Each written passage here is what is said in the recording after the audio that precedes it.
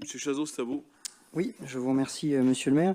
Une première question qui revient régulièrement, alors peut-être que ce sera dans le PPI. Qu'en est-il du mur anti-bruit? On n'en parle plus depuis un certain nombre de temps. Première question, est-ce que vous pouvez en dire un peu plus, puis je reviendrai après sur le reste. Je peux vous répondre que les services, et Madame Moulin-Trafort pourrait également vous répondre. Le sujet est en très bonne voie aux dernières nouvelles. Le financement sera déclenché par la commune dès que nous aurons les études préalables que le département doit faire pour l'élargissement, certains travaux sur les ronds-points Bérégovois et Willy Brandt, de même que sur certains élargissements qui sont prévus et d'aménagement de chaussées. Nous avons une réunion il y a peu de temps avec les services du département et dès que l'arbitrage du département sera connu, nous pourrons vous en dire plus au mois de février.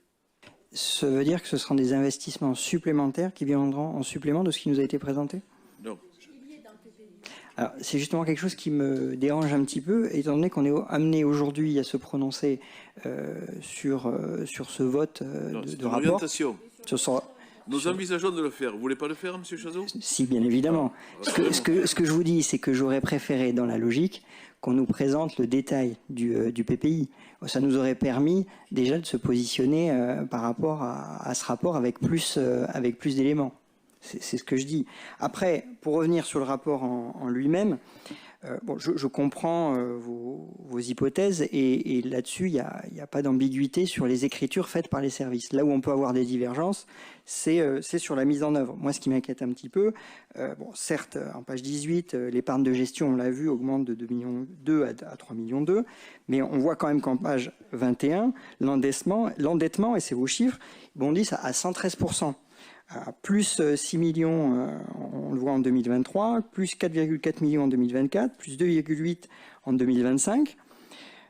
C'est quand même des montants relativement importants. Certes, la crise énergétique passe par là, vous nous l'avez dit, fois 2,5, ce qui correspond sur la partie électricité à 1,8 million.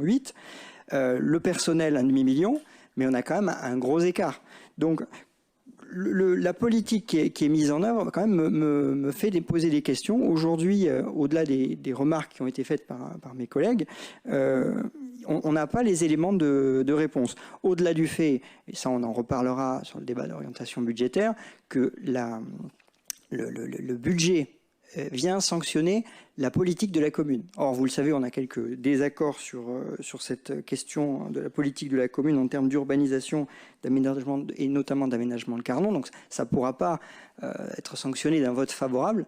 Ceci étant dit, je m'inquiète quand même du taux d'endettement. Alors ça, c'est la première fois. J'ai eu à répondre à pas assez d'endettement, à une capacité de désendettement qui était trop excellente et qui du coup, est-ce que vous prélevez pas trop d'impôts par rapport aux investissements? Là, vous me sciez. Tant que c'est pas scié avec l'effet ciseaux, tout va bien. Ça va, c'est ça. Vous trouvez qu'on a trop d'endettement avec une capacité de désendettement à 4 ans sur un budget de 20 ans? Justement, elle passe de 4 ans à 7 ans. C'est bien l'objet de ma question.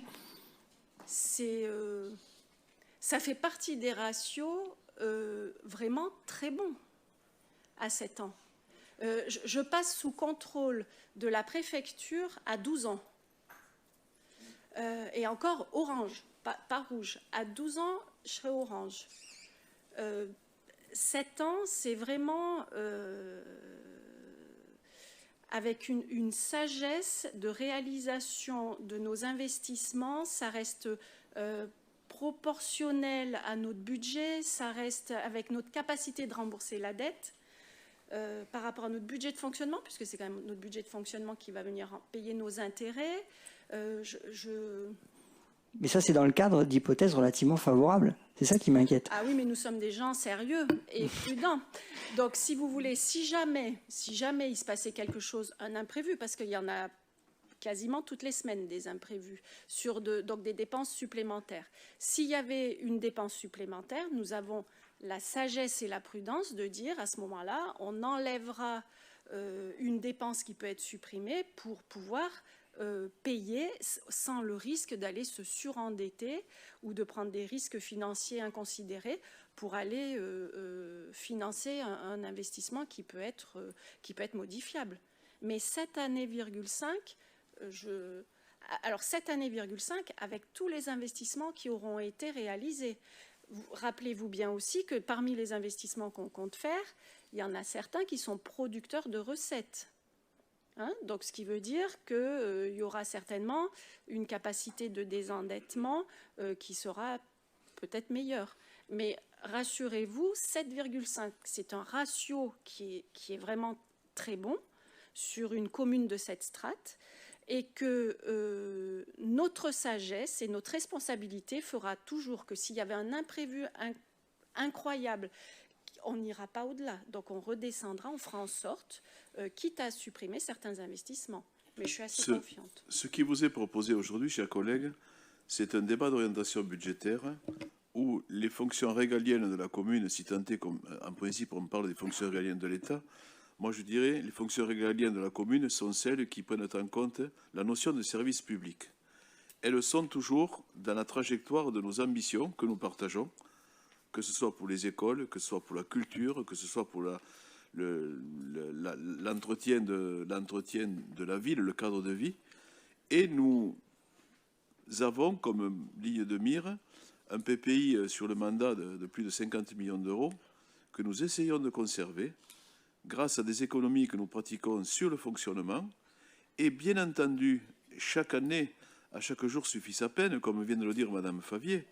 Si nous estimons à un moment donné que des éléments encore plus contraires que ceux que nous avons connus et surmontés, ou que ceux que nous connaissons aujourd'hui sans verser dans un optimisme béat, eh bien nous réorienterons nos investissements en faisant bien attention, comme on l'a fait déjà, de maîtriser la masse salariale et le fonctionnement. Nous saurons faire les économies comme nous avons su le faire par le passé. Aujourd'hui, il est question d'une tendance, d'une orientation. C'est de ça dont il est question. Après, vous pouvez prendre une opération par opération. Bien entendu que choisir, c'est renoncer à certains autres projets. Bien sûr que nous essayons, dans les discussions que nous avons, de voir quelles sont les priorités attendues par nos concitoyens et celles qu'on se fait de l'idée du service public. Voilà ce que nous essayons de faire. Voilà l'enjeu d'aujourd'hui.